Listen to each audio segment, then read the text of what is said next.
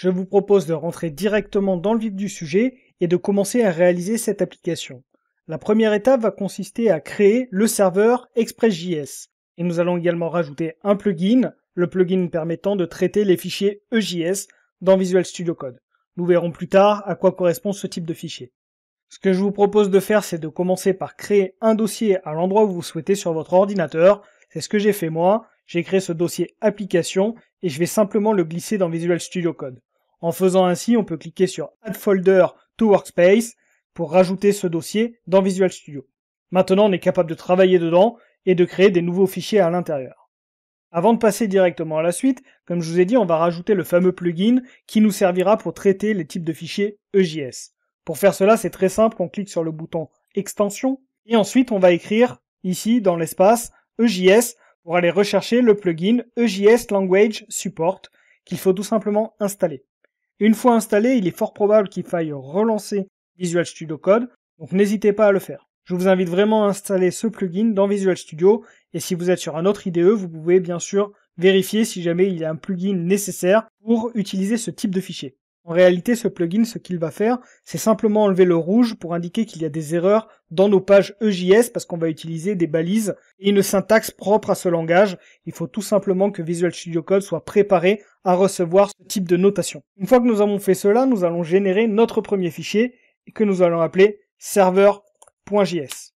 Ce fichier, on le place dans l'application et au niveau de la racine, ça ira très bien.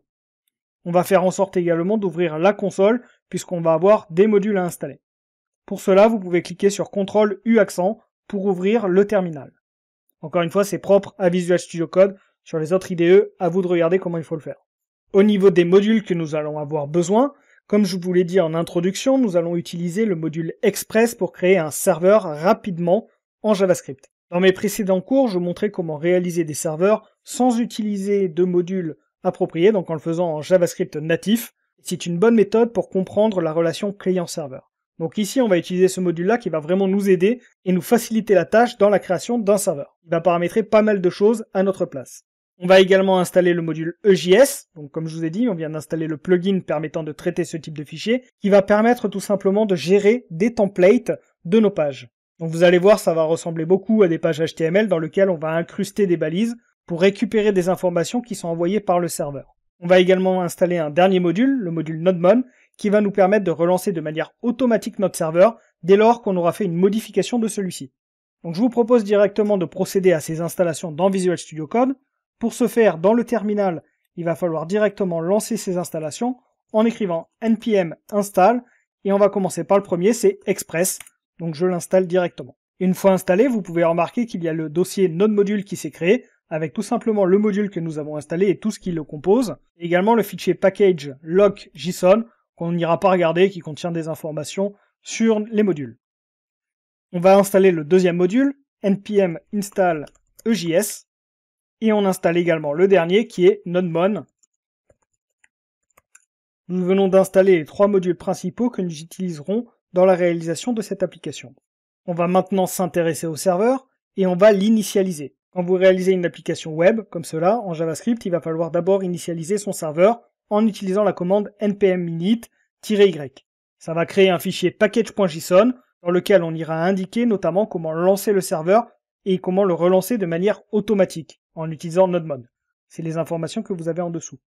On retourne directement dans Visual Studio Code et au niveau du terminal, nous allons lancer la commande npm init-y qui va initialiser directement le serveur et créer le fichier package.json. Dans celui-ci, on va rajouter au niveau de la partie script ici, la propriété start, dans lequel nous allons écrire NodeMon et on va appeler le fichier que nous avons appelé serveur.js. En faisant ainsi, on peut maintenant lancer le serveur dans le terminal en écrivant npm start. En faisant ainsi, directement, ça lancera la commande NodeMon serveur.js. Comme vous pouvez voir, ici, notre serveur s'est bien lancé. Alors forcément, il ne fait rien puisqu'on n'a rien écrit dedans. Mais si par exemple, on écrit console.log coucou, qu'on sauvegarde, au moment de la sauvegarde, directement le serveur est mis à jour et comme vous pouvez voir, nous avons l'information qui est affichée. Nous venons d'initialiser et de préparer notre serveur. Maintenant qu'on est capable de lancer notre serveur, ce qu'il va falloir faire, c'est générer un serveur en utilisant Express.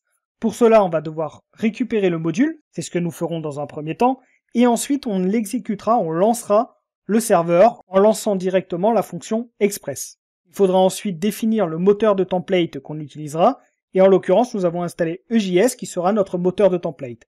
Pour ce faire, on écrira la ligne qui est encadrée en orange ici. Enfin, il faudra dire à notre serveur sur quel port il devra écouter. C'est-à-dire que quand un utilisateur ira dans son navigateur et qu'il écrira localhost : le port, il permettra directement de communiquer avec le serveur de notre application. En l'occurrence, ici, j'ai utilisé le port 9090, mais vous pouvez en définir un autre. Et dès lors que notre serveur sera créé, nous aurons un message de la part du serveur indiquant que celui-ci écoute sur le port 9090. Une fois que nous aurons fait ces étapes-là, notre serveur sera prêt à recevoir des informations. Donc on peut retourner au niveau du fichier server.js et nous allons récupérer dans un premier temps le module express. Pour ce faire, on définit une constante, puisque c'est une information qu'on ne va jamais modifier, et on définit la constante express, dans lequel on écrit require express. Donc là, le require va récupérer les informations du module. On ne spécifie pas plus le chemin, parce que tout simplement, ça va aller chercher directement dans le dossier non-module. On va maintenant faire en sorte de lancer ce serveur que nous avons récupéré, en utilisant directement une nouvelle constante, app, et dans lequel on va stocker le lancement du serveur en exécutant la fonction express. Une fois que nous avons fait cela, il reste à indiquer sur quel port le serveur doit écouter. Et pour ce faire, on va utiliser app.listen, donc une nouvelle fonction, dans lequel on va indiquer le port dans un premier temps, et nous pouvons mettre une fonction en callback, c'est-à-dire qui est exécutée une fois que la fonction est appelée, et cette fonction, qui est par ailleurs anonyme, va tout simplement afficher un message pour indiquer sur quel port le serveur écoute. Donc je peux écrire mon serveur écoute sur le port 9090. En faisant ainsi, si vous sauvegardez, vous voyez que directement quand le serveur est actualisé, il est relancé, vous avez le message qui est bien affiché, mon serveur écoute sur le port 9090.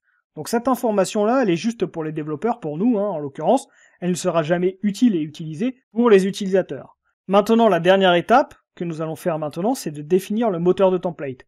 Donc on pourrait le faire plus tard, c'est pas urgentissime de le faire maintenant, mais on va quand même le faire. Donc je vais définir le View Engine pour indiquer qu'on va utiliser donc le module EJS que nous avons installé précédemment.